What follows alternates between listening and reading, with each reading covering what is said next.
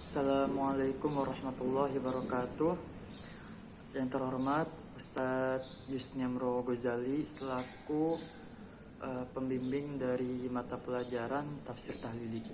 Nah, pada kesempatan saat ini saya ingin menyampaikan sebuah makalah yang berjudul Tafsir Al-Qurtubi, Metode, Kelebihan dan Kekurangannya. Kita masuk ke bagian pembahasan. Yang pertama adalah kita akan membahas biografi singkat Imam Al-Qurtubi. Menurut Dr. Muhammad Hussein Al-Zahabi, dalam magnum karyanya yaitu At-Tafsir wal Mufassirun, Imam Al-Qurtubi memiliki nama lengkap Abu Abdillah Muhammad bin Ahmad bin Abi Bakar bin Fah Al-Ansari Al-Khazraji Al-Andalusi Al-Qurtubi. Beliau merupakan salah satu dari deretan ulama besar dari Eropa yang telah berkontribusi besar dalam khazanah keilmuan Islam, termasuk dalam kajian tafsir Al-Quran. Beliau ulama yang dikenal memiliki wawasan yang sangat luas, terutama di bidang ilmu fikih dan tafsir. Selain itu pula, beliau juga terkenal sebagai ulama yang zuhud, yang selalu mengedepankan tujuan-tujuan akhirat dan meninggalkan kesenangan duniawi. Waktunya banyak dihabiskan dalam urusan ibadah dan mengarang banyak kitab, sehingga banyak karya yang dilahirkan oleh beliau. Di antara karya-karya beliau yang telah diwariskan untuk umat Islam adalah Al-Asna fi syarhi asma Allah al-husna wa sifatih. Yang kedua adalah At-Tibkar fi afdolil adkar. Lalu yang ketiga ada At-Talqirah fi ahwalil mauta wa umurul akhirah, dan lain-lainnya. Karya-karya ini merupakan buah dari ketekunan beliau dalam menimba ilmu kepada guru-gurunya yang memiliki keahlian di bidangnya masing-masing.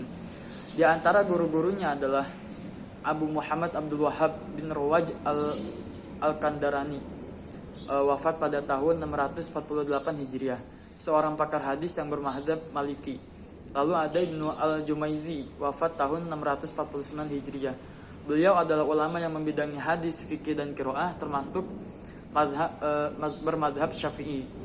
Abu Abbas Ahmad bin Umar bin Ibrahim Al-Maliki Al-Qurtubi, pengarang kitab Al-Mufhim fi Syarhi Sahih Muslim. Lalu ada juga Abu Ali Al-Hasan bin Muhammad Al-Bakri Al-Hafidh. Lalu ada juga Abu Al-Hasan Ali bin Muhammad bin Ali bin Hafiz Al-Yahshibi. Setelah banyak berkontribusi dalam khazanah keilmuan Islam dan menghabiskan waktu-waktunya untuk mengabdi pada agama, Imam Al-Qurtubi akhirnya berpulang menghadap Tuhannya pada malam Senin tanggal 9 Syawal 671 Hijriah di Kairo, Mesir. Ia telah mencatat sejarah hidupnya dengan tinta emas dan selalu menjadi kebanggaan umat Islam dari generasi ke generasi. Lalu kita bahas ke bagian B, yaitu Tafsir Al-Qurtubi dan sistematika penulisannya. Nama lengkap dari Tafsir Al-Qurtubi ini adalah Al-Jami' lil Ahkam Al-Quran wal Mubayyin lima tadammanah min sunnah wal furqan. Nama ini murni dari Imam Al-Qurtubi sendiri, sebagaimana beliau tegaskan sendiri di bagian pendahuluan tafsirnya ini. Dilihat dari namanya dapat dipahami bahwa kitab ini berisi himpunan hukum-hukum Al-Quran dan penjelasan terhadap isi kandungannya dari as-sunnah dan ayat-ayat Al-Quran. Kitab tafsir ini merupakan salah satu kitab tafsir yang sangat fenomenal karena merupakan kitab tafsir yang paling lengkap dan membahas fikih di eranya. Kitab tafsir ini mencakup berbagai mazhab fikih, walaupun perhatiannya terhadap aspek qiraat, i'rab, masalah-masalah yang berkaitan dengan ilmu nahwu dan balaghah yang berkaitan dengan nasiman husukh juga diperhatikan. Setelah memberikan muqaddimah, Al-Qurtubi memulai penafsiran ayat Al-Quran sesuai dengan tertib surat dan ayat dalam mushaf. Secara umum, beliau menafsirkan Al-Quran dengan menampilkan satu ayat atau lebih dalam sebuah pembahasan sesuai dengan urutan mushaf. Setelah itu, beliau merinci masalah-masalah yang terkait dengan pembahasan tersebut. Adapun gambaran umum dan langkah-langkah penafsiran Al-Qurtubi sebagai berikut. Yang pertama, menyebutkan keutamaan atau keistimewaan surat Al-Quran yang dibahasnya. Langkah ini biasa dilakukan oleh Al-Qurtubi setiap memasuki surat-surat dalam Al-Quran. Dalam langkah ini, beliau juga membahas nama-nama surat tersebut, tentang turunnya, kajian hukum-hukum yang terdapat ayat yang dibahas. Lalu yang kedua, menyebutkan sebab turunnya atau asbabun nuzul ayat-ayat yang disinyalir ada asbabun nuzulnya. Yang ketiga, menyebutkan ayat-ayat lain yang berkaitan dan hadis-hadis Nabi dengan menyebutkan sumbernya dengan dalil. memberikan kupasan dari segi bahasa dengan menggunakan syair-syair Arab sebagai rujukan kajiannya. Yang kelima, mengutip pendapat ulama dengan menyebut sumbernya sebagai alat untuk menjelaskan hukum-hukum yang berkaitan dengan pokok bahasan. Yang terakhir, mendiskusikan pendapat ulama dengan argumentasi masing-masing. Setelah itu, beliau melakukan tarjih dengan mengambil pendapat yang dianggap paling benar. Nah, mungkin itu. Lalu bagian C, metodologi, karakteristik, dan corak tafsir Al-Qurtubi. Sumber penafsiran. Yang pertama, sumber penafsiran. Dilihat dari sumber penafsirannya, Al-Qurtubi banyak menyebutkan ayat-ayat lain dan hadis-hadis Nabi yang berkaitan dengan penafsiran ayat yang dibahasnya. Di samping itu juga, beliau banyak memberikan kupasan dari segi bahasa dengan menggunakan syair-syair Arab sebagai rujukan kajiannya. Dari sini bisa disimpulkan bahwa metode penafsiran Al-Qurtubi dilihat dari sumbernya masuk kategori tafsir bil iqtironi, sebuah metode penafsiran yang menggabung antara penafsiran bil ma'thur dengan biroi. Menurut Said Muhammad Al-Ilyasi dalam bukunya Al-Mufassirun Hayatuhum wa Manhajuhum, Al-Qurtubi cenderung menggunakan tafsir biroi dalam penafsirannya dan menjadikannya sebagai metode dalam hal itu.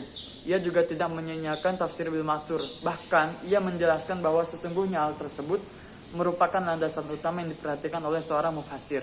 Setelah itu ia menjelaskan bahwa ia konsisten dengan sikap metode tafsir bil ma'thur dari Rasulullah SAW. Yang kedua adalah cara penjelasan. Sebagaimana telah dijelaskan di atas, Al-Qurtubi dalam menafsirkan ayat Al-Quran banyak menyebutkan ayat-ayat lain dan hadis-hadis Nabi berkaitan dengan ayat tersebut. Selain itu, ia banyak melakukan penafsiran dengan pendapat para sahabat, tabi'in, dan tokoh-tokoh tafsir. Setelah ia kompromikan pendapat-pendapat tersebut dan mengambil pendapat yang kuat sesuai dengan dalil-dalilnya. Dari pemaparan ini, maka dapat diketahui bahwa metode Al-Qurtubi ditinjau dari penjelasannya adalah metode Muqarrin. As-Sayyid Muhammad Al-Ilyasi menuturkan, adapun sikapnya terhadap tafsir bil ma'thur dari para sahabat,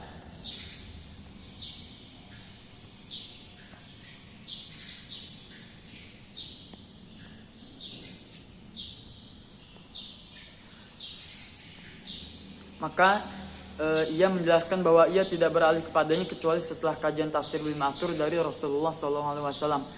Bahkan ia mengumpulkan pendapat-pendapat para sahabat, tabi'in, dan ulama tafsir. Setelah itu, semua pendapat dikomparatifkan dan dipilih pendapat yang dikuatkan oleh dalil-dalil dan qarinah. Yang ketiga adalah keluasan penjelasannya. Dari banyaknya melakukan kutipan pendapat para ulama, baik dari aspek bahasa, fikih, dan banyaknya dalil-dalil yang digunakan oleh Qurtubi, serta melakukan studi perbandingan antara pendapat tersebut, maka menjadi jelas bahwa metode Al-Qurtubi ini dilihat dari keluasan penjelasannya adalah tafsili. Lalu yang keempat, sasaran dan tertib ayat yang ditafsirkan. Al-Qurtubi memulai kitab tafsirnya dari surat Al-Fatihah dan diakhiri dengan surat An-Nas. Dengan demikian, ia memakai sistematika mushafi atau tahlili, yang itu dalam menafsirkan Al-Quran sesuai dengan urutan ayat dan surat yang terdapat dalam mushaf. Kelima, corak penafsirannya atau itijah at-tafsir. Bila dicermati, Imam Al-Qurtubi dalam mentafsirnya ini lebih banyak mendiskusikan persoalan-persoalan fikih daripada persoalan-persoalan yang lain. Beliau memberikan ruang ulasan yang sangat luas dalam masalah fikih. Dari hal tersebut dapat dikatakan bahwa tafsir karya Al-Qurtubi ini bercorak fikih, karena dalam menafsirkan ayat Al-Quran lebih banyak dikaitkan dengan persoalan-persoalan fikih. Yang D adalah kelebihan tafsir Al-Qurtubi. Tafsir Al-Qurtubi merupakan salah satu tafsir terlengkap yang bercorak fikih serta memiliki beberapa keunggulan atau kelebihan dibandingkan dengan kitab-kitab tafsir yang lain. Di antara nilai-nilai yang terdapat dalam kitab ini adalah yang pertama, tidak fanatik terhadap madhab. Dalam membahas fikih, kitab tafsir ini mencakup berbagai madhab dan penulisnya tidak fanatik dengan madhabnya, yaitu madhab Maliki. Ia mengutamakan pendapat yang lebih kuat dalilnya, walaupun harus berbeda dengan pendapat madhabnya.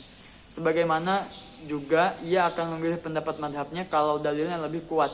Di antara masalah-masalah yang ia lebih memilih pendapat yang lebih kuat dalilnya, walaupun harus berbeda dengan pendapat madhabnya. Contoh, ketika membahas surat Al-Baqarah ayat 4, yaitu walladzina yu'minuna bima unzila ilaika wa ma unzila min qablik wa bil akhirati hum yuqinun. Imam Al-Qurtubi membagi pembahasan ayat ini menjadi 34 masalah. Di antara pembahasan yang menarik adalah masalah ke-16. Ia mendiskusikan berbagai pendapat tentang status anak kecil yang menjadi imam sholat. Di antara tokoh yang mengatakan tidak boleh adalah As-Saur, Malik, dan Ashab Ar-Ra'i. Dalam masalah ini, Al-Qurtubi berbeda pendapat dengan madhab yang dianutnya. Ia mengatakan bahwa anak kecil boleh menjadi imam jika memiliki bacaan yang bagus. 2. Bersikap objektif dalam menyampaikan pembahasan-pembahasan yang ada dalam kitab tafsirnya. Cerdas dalam menyampaikan kritikannya, menjauhi hal-hal yang tidak etis ketika sedang berdiskusi atau berdebat. Menaruh perhatian besar terhadap ilmu tafsir dari berbagai aspeknya, serta mendalami setiap ilmu yang dipaparkan dan dibicarakan di dalam kitabnya itu. Itu yang ketiga. Lalu yang keempat, sangat memperhatikan asbabun nuzul ayat untuk memahami makna ayat yang dikajinya. Kelima, sangat memperhatikan aspek qiraat, i'rab, serta masalah-masalah yang berkaitan dengan ilmu nahwu dan shorof. Keenam, sangat memperhatikan hal-hal yang berkaitan dengan nasih mansuh dan penafsiran ayat-ayat Al-Quran dalam penafsiran ayat-ayat Al-Quran. Ketujuh, memuat hukum-hukum yang terdapat dalam Al-Quran dengan pembahasan yang luas. Kedelapan, hadis-hadis yang ada di dalamnya ditakhrij dan pada umumnya disandarkan langsung kepada orang yang meriwayatkannya. Kesembilan, menyandarkan pendapat kepada yang memiliki pernyataan atau pendapat tersebut. Lalu yang terakhir adalah kekurangan tafsir Al-Qurtubi.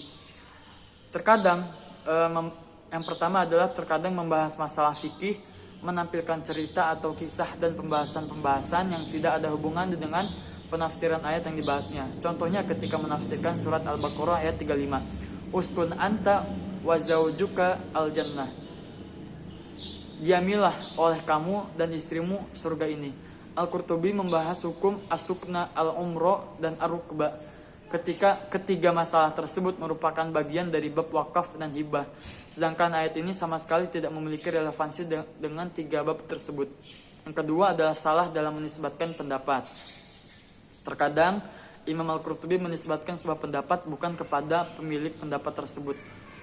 Artinya tidak dinisbatkan kepada orang yang langsung berpendapat, yang mempunyai pendapat. Yang ketiga adalah menisbatkan hadis bukan kepada perawinya. Ada beberapa hadis yang dikutip oleh Al-Qurtubi dengan perawinya, tetapi terdapat kesalahan dalam penyebutan perawi hadis tersebut. Yang keempat, menisbatkan hadis bukan kepada mukhorijnya. Di antara keteladoran Imam Al-Qurtubi dalam kitab tafsirnya ialah salah menisbatkan mukhrij dari beberapa hadis yang dikutipnya. Nah, sekian pembahasan dari saya. Yang terakhir ini adalah penutup, yaitu kesimpulan. Al-Jami' li Ahkam Al-Quran karya Imam Al-Qurtubi merupakan salah satu kitab tafsir yang sangat fenomenal karena merupakan kitab tafsir yang paling lengkap dalam membahas fikih di eranya.